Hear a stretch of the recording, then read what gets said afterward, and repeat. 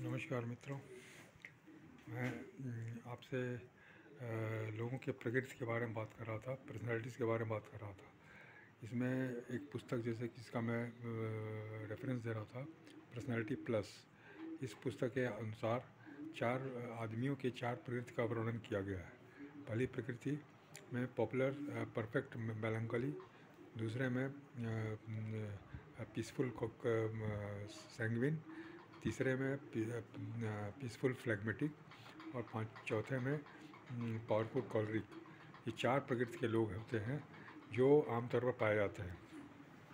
इसमें कुछ ऐसा भी हो सकता है कि एक साथ 2 प्रकृति के लोग भी हों, लेकिन दोनों प्रकृति में एक प्रकृति अधिक प्रखर होती है तो उस प्रकृति का ही इन्फ्लुएंस ज़्यादा रहता है उस आदमी के ऊपर। इसलिए ये 4 प्रकृति को समझना बहुत ज़रूरी है। जैसा हमने बताया था कि चारों के गुण क्या होते हैं। परफेक्ट मेलंकली में लोग बहुत अनुशासित होते हैं, बहुत हिसाबी किताबी होते हैं, बहुत व्यवस्थित होते हैं, बहुत फोकस्ड होते हैं। अस्त व्यस्तता उन्हें पसंद नहीं पड़ती। दूसरी पीसफुल पॉपुलर सैंग्विन बहुत हंसी खुशी वाले लोग होते हैं, दूसरों को प्रभावित करते हैं। पार्टियों में और गैदरिंग्स में बहुत ज़्यादा लोकप्रिय होते रहते हैं, लेकिन थोड़े अस्त व्यस्त होते हैं। अपने चीज़ों का बहुत ध्यान नहीं रखते। सामान को सामान तितर बितर रहे तो उसे अरेंज भी नहीं करते, बल्कि उसी स्थिति में रहते हैं। वो सिर्फ उन्हें अपने मौज मस्ती से ही फुर्सत नहीं मिलती।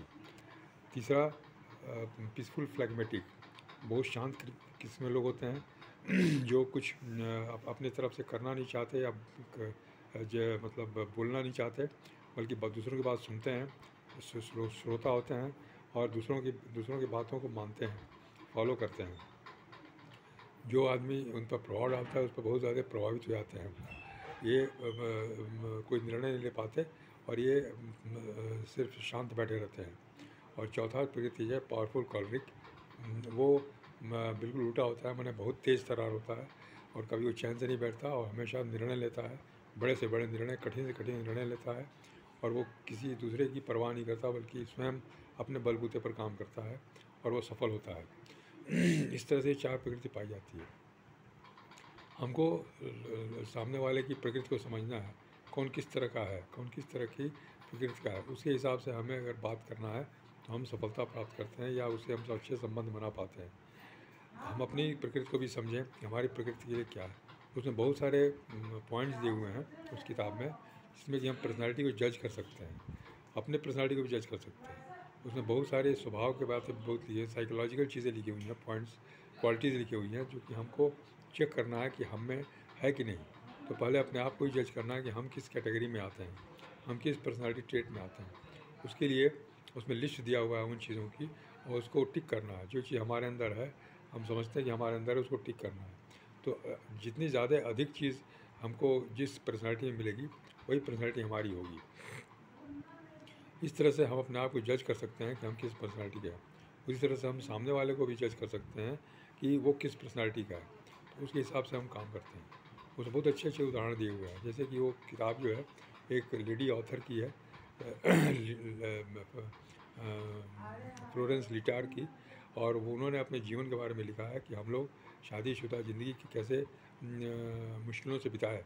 उनका ये कहना था कि हमारी शादी बहुत अपने पसंद से हुई थी, हम लोगों ने प्रेम विवाह किया था, लेकिन जो हम लोग की जो हनीमून था, जो मतलब हम लोग का शुरू के 6 महीने थे, वही बहुत परेशानी से बीते, क्योंकि हम लोग आपस में बिल्कुल सामंजस्य नहीं पैदा कर पा रहे थे, एक दूसरे को एडजस्ट नहीं कर पा रहे थे, एक दूसरे को समझ नहीं पा रहे थे।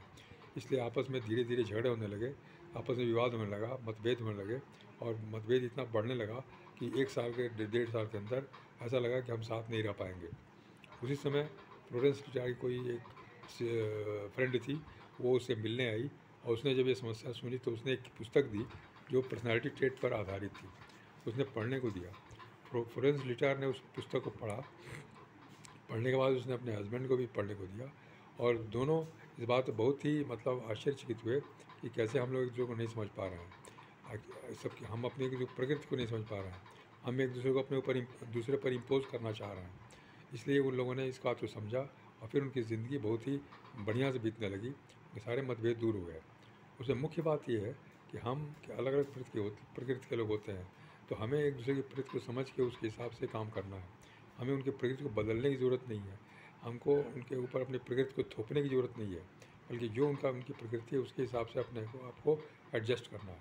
जैसे अगर मान लीजिए कोई व्यक्ति आपके साथ रहता है और वो अस्त व्यस्त हालत में रहता है, वो कपड़ों को अपने रूम में, अपने कमरे में बहुत अस्त व्यस्त रखता है, या वो खुद भी अस्त व्यस्त रहता है, तो उसके साथ आप रह रहे हैं अगर, और आप अगर व्यवस्थित रहने वाले व्यक्ति हैं, अगर आप परफेक्ट मेलांकोली हैं, अगर अनुशासित रहने वाले व्यक्ति हैं, तो उसके साथ कैसे रहेंगे? आपको एडजस्ट यही करना है कि आप उसको बदलने की ज़रूरत नहीं, बल्कि उसके सामने आप अपने काम करते रहिए, अपने व्यवस्थित करते रहिए, उससे वो सीख सकता है और उसकी चीज़ों को भी आप व्यवस्थित करने में मदद कीजिए। अगर उसके कपड़े इधर उधर पड़े हुए हैं, उस कपड़े को एक जगह आप अरेंज कर रख सकते हैं, इससे वो प्रभावित होगा और वो फिर इस काम को करने लगेगा, कि जब वो देखेगा कि उसके बदले आप काम कर रहे हैं उसके लिए, तो वो फिर प्रभावित होता है और उसके अंदर बदलाव आता है, उसकी आदतें बदल सकती हैं। उसी तरह से हम अगर साफ सुथरे रहते हैं, व्यवस्थित रहते हैं, तो सामने वाला भी कभी न कभी वो बदलेगा, उस पर उसका प्रभाव पड़ेगा। अगर कोई बहुत शांत किस्म का व्यक्ति है, फ्लैगमेटिक है, कुछ निर्णय नहीं ले सकता, तो उसके लिए भी हम हम जो है उसका जो पॉजिटिव पॉइंट है उसको हम देखेंगे कि वो शांत है, तो और वो हमारी बात मानता है, तो हम उससे बात अच्छे से अच्छे ढंग से करवाएं, काम करवाएं और उसे प्रोत्साहित करते रहें। प्रोत्साहित करते रहने से उसके अंदर वो गुण जो भी विकसित हो जाएगा, जिससे कोई निर्णय ले सकता है और अपने पैर पर खड़ा हो सकता है। इस तरह से हम अपने आप को समझ करके ये काम कर सकते हैं। जैसे उसमें एक छोटा उदाहरण दिया हुआ था कि हम लोग पति पत्नी थे, छोटी छोटी बातों पर झगड़ा होता था। कैसी बातों पर? जैसे कि जैसे कि उसके हस्बैंड थे, वो बेडरूम में आते थे तो देखते थे कोई गीला तौलिया जो बिस्तर पर पड़ा हुआ है, उनकी पत्नी ने रख दिया, तो वो बहुत नाराज़ हो जाते थे और बोलते कि ये गीला तौलिया क्यों बिस्तर पर रख दिया, बिस्तर गीला हो जाएगा।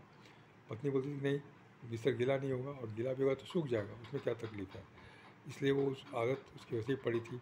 तो उनके पति ये समझते थे कि ये जानबूझ के काम करती है, क्योंकि जानबूझ के नहीं करती थी, वो आदतन ऐसा काम कर देती थी। अब अगर पति समझदार है तो पति उसको तौलिया को उठा के सामने धूप में डाल देगा या तार पर डाल देगा, ताकि वो तौलिया सूखने लगे। तो जो काम वो नहीं कर पाते हैं, वो दूसरा कोई कर सकता है।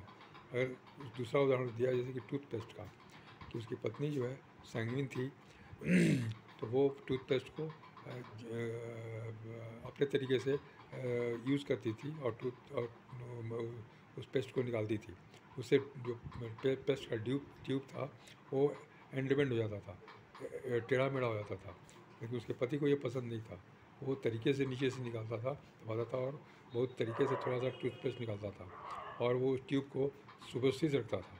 तो बार बार वो पत्नी से ही बोलता था कि तुम ऐसे क्यों निकालती?